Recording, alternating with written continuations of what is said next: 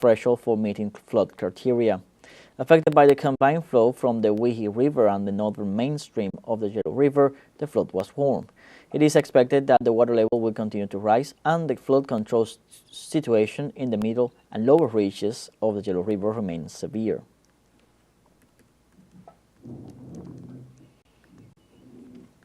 And also in China, the 30th anniversary of the 4th United Nations World Conference on Women was celebrated on Monday in Beijing. Chinese President Xi Jinping reaffirmed the Asian giant's commitment to the integral development of women with the announcement of a series of new proposals and measures presented during the meeting. Xi noted that the measures taken by China over the past 30 years have generated profound and far-reaching changes in the well-being and prospects of women in China and the world. In this sense, the president announced that in the next 5 years, China will donate an additional $10 million to UN Women and allocate $100 million for cooperation with international organizations on projects to promote the development of women in the world. We now have our second break coming up. Before we invite you to visit our Facebook page at TeleSUR English, there you'll be able to watch our top stories, special live coverage, and much more. Follow our page and activate the notification button to stay up to date on the world's most recent events. The final break, don't go away.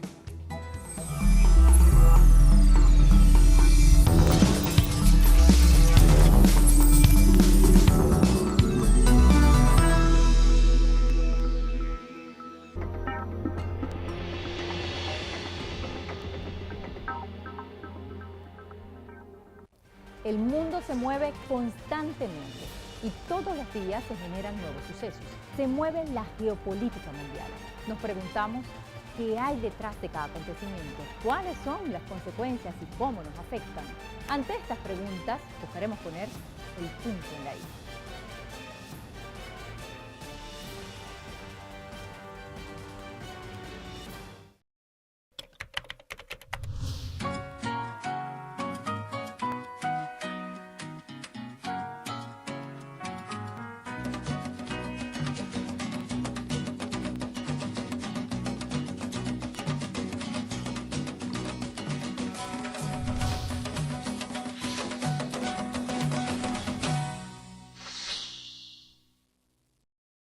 Identificamos cada pieza de nuestra geografía en el radar con una lectura geopolítica. Y es que hay procesos que impactan en medio de la construcción de un mundo pluripolar. La nueva era de las relaciones económicas, sociales y culturales está marcando esta nueva hoja de ruta. A través del análisis vamos a encontrar el vector clave de cada proceso. El mapa, de lunes a viernes, solo por TeleSUR.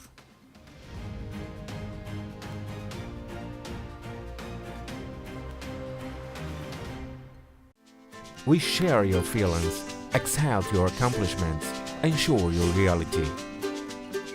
Our approach is global and keeps us in tune with the peoples. Caribbean countries also get our signal. With enthusiasm, we will continue to broadcast for them. Because we are TeleSUR, the news broadcaster from South America and the Caribbean.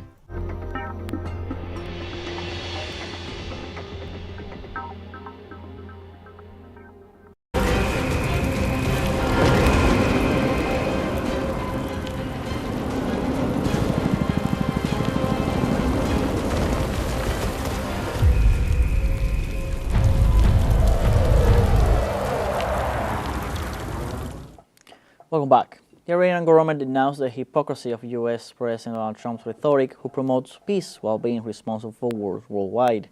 The Iranian Ministry of Foreign Affairs accused Washington of active complicity in the genocide perpetrated by Israel in the occupied Palestinian territories. In addition, Iran denounced the fact that the United States is blocking all action in the UN Security Council and international judicial bodies aimed at holding those responsible for the genocide accountable. In this regard, Iran pointed out that the contradiction between Trump's words about peace and hostile actions. In this scenario, Iran reaffirms that the will of the Persian people to defend their independence and national dignity with courage, despite the threats and sanctions imposed by the United States.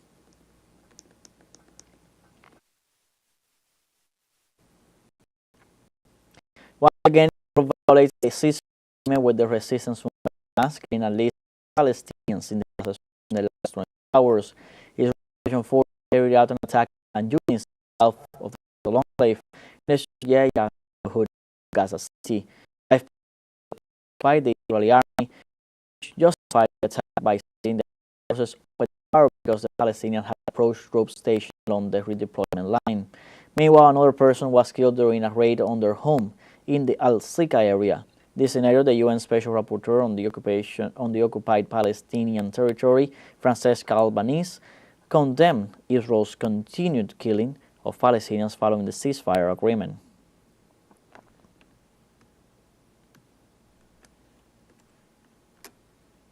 And at least 154 freed Palestinian hostages will be forced to live in exile as part of the exchange for Israeli captives held in Gaza. The forced exile constitutes a flagrant violation of citizenship rights of the hostages and exemplifies double standards that characterize exchange agreements. It should be noted that these Palestinians are being taken from Gaza to unknown destinations and for unknown purposes, in flagrant violation of all their rights. Experts suggest that the former hostages could be taken to various countries in the region such as Tunisia, Algeria, Turkey, without access to citizenship in their country of origin.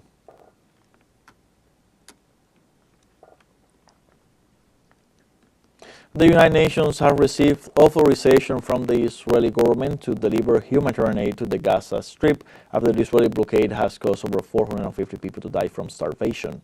The immediate delivery of humanitarian aid is part of the first phase of the agreement signed between Israel and the Palestinian resistance movement Hamas. The United Nations Deputy Spokesman Farhan Haq said they have the necessary authorization to bring aid to Gaza and that has been agreed with the Israeli authorities, adding that the aid is currently at several points outside the enclave while the details of its distribution are finalized. The opening of humanitarian corridors is key after the ceasefire in the Gaza Strip, effective from 9 a.m. local time on October 10th.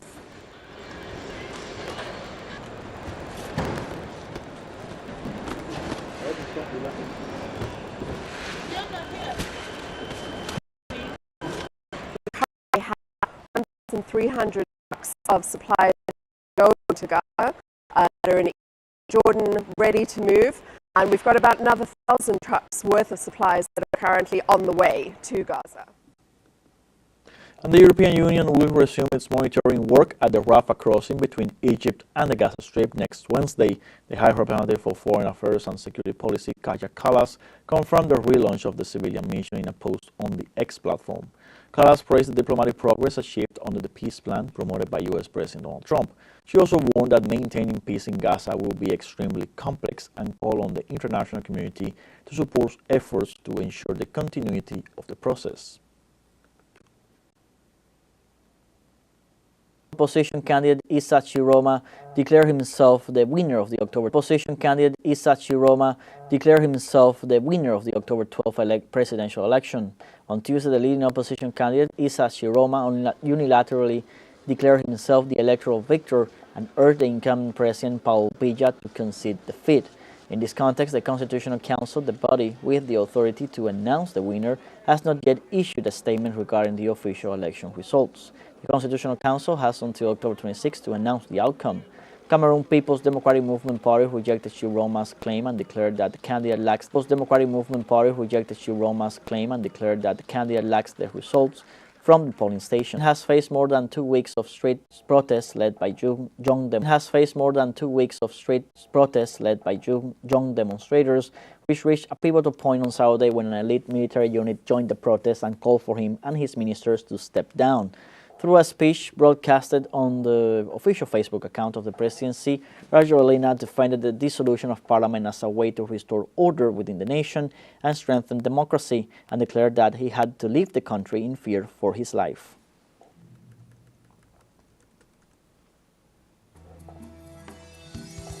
And this will have come to the end of this news brief. You can find these and many other stories on our website at TeleSUREnglish.net. So join us on social media, Facebook, X, Instagram, Telegram, and TikTok. For TeleSUR English, I'm Luis Alberto Matos. Thanks for watching.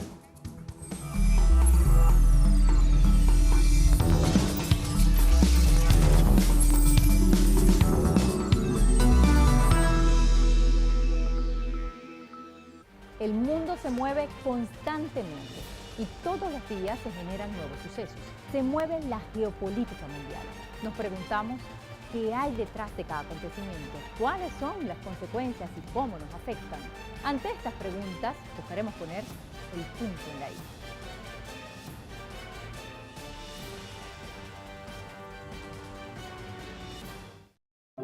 The life is full of moments. Moments of fight.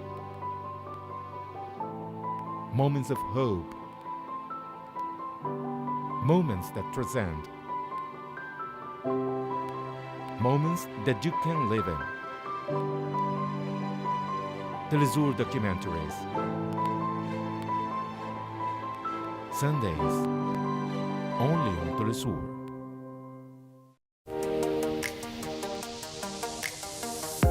La hiperconectividad cambia a un ritmo vertiginoso. Las plataformas sociales y ecosistemas digitales ganan terreno en nuestras vidas. La realidad y el mundo virtual convergen para llegar a orbitar por el impresionante universo de la ciencia, la tecnología y la innovación. Acompáñanos todos los jueves en esta experiencia inmersiva con las tendencias más actuales del mundo digital y tecnocientífico. Sigue atento a nuestra bitácora del saber y sé parte de Atomun todos los jueves, solo por TeleSUR.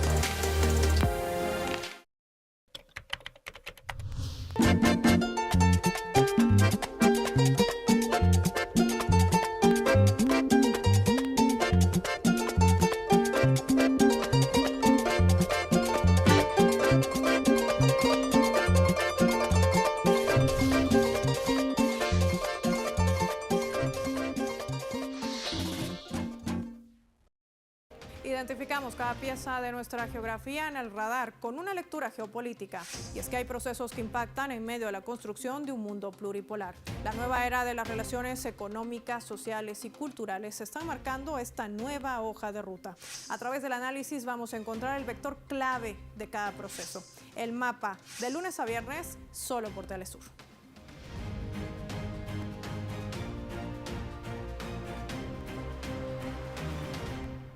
What is happening in China? Everything you want to know about current affairs, politics, economic, culture, and technology, summed up in a single program. China Now by TeleSUR.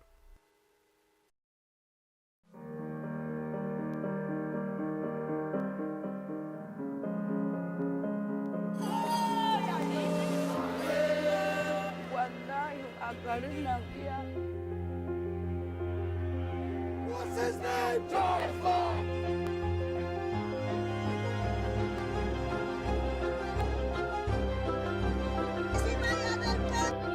TeleSUR reports.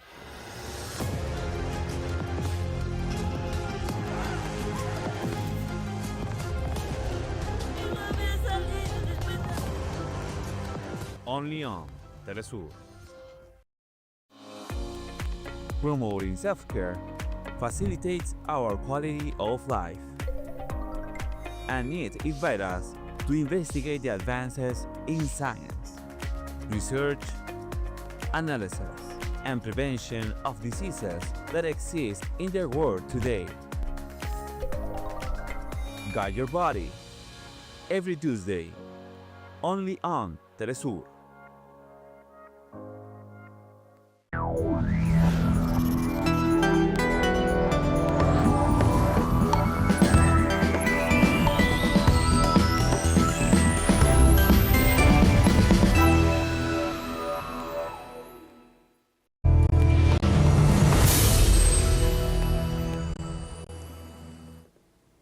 Hello, you're watching TeleSUR English. I'm Luis Alberto Matos. These are the headlines at this hour. In Venezuela, authorities of the Bolivarian National Armed Forces activated the Integral Defense Operational Zones in the northeastern states of Nueva Esparta, Sucre, and Delta Macuro.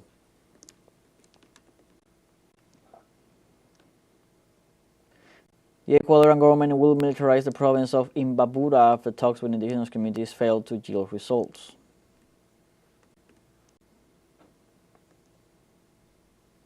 The Iranian government denounced the hypocrisy of U.S. President Donald Trump's rhetoric, who promotes peace while being responsible for wars worldwide. These are the headlines at this hour. For more, go to our website telesurenglish.net.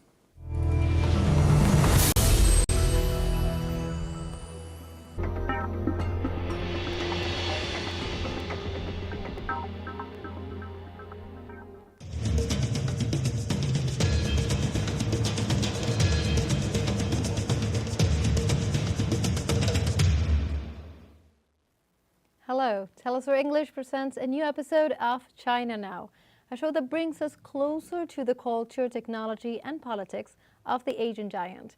In this first segment, China Currents dives into the top stories of the week, including China's new visa for top students under 40 and an overview of China's National Day trending topics. Let's see. Welcome to China Currents. In this episode, China begins issuing a special visa tailored for foreign top students under 40. Reactions in India are especially strong. The Serbian section of the Hungary-Serbia railway is fully operational, bringing high-speed rail to the Balkans with the support of Chinese companies. China's stealth fighters, the J-35 and J-35A, are shown inside their hangar for the first time. Installation begins on key components of China's controllable nuclear fusion experiment device with hopes of generating electricity within 5 years. A look back at China's National Day trending topics where several people and even some non-people earned warm praise from Chinese netizens for being off-duty. Now let's start today's China Currents. Our first story is about a brand new type of visa that China began issuing on October 1st, the K visa. Indian media has expressed strong interest in K visa, which has emerged as a promising alternative for Indian talents affected by Trump's visa restrictions. Inside China, however, it sparked mixed reactions. According to China's Ministry of Foreign Affairs, this visa is designed mainly for foreign young tech talent under 40 years old, especially in fields such as artificial intelligence, engineering, and biotechnology. Aside from requirements on age, education, or work experience, the K visa does not require a job offer or invitation from a Chinese employer. Approval can be completed in as little as 15 days, and the visa is valid for up to 5 years. This means that young foreign professionals can use the K visa to seek internships with Chinese companies or even start their own ventures here, drawing on China's advanced manufacturing, R&D environment and vast pool of researchers to create innovative tech products. Unsurprisingly, the K visa has quickly attracted global attention. The New York Times wrote that a new visa program targeting science and engineering talents is part of China's effort to become a global technology leader. Reuters and others noted that the K visa has generated its strongest enthusiasm in India. Indian media even declared that Beijing's message is clear. Stop fuzzing around, pack your bags, China will give you plenty of opportunities. Inside China, reactions are mixed. On the one hand, people are happy to welcome foreign talent. On the other hand, some worry that shady agencies might exploit loopholes and bring in unqualified applicants.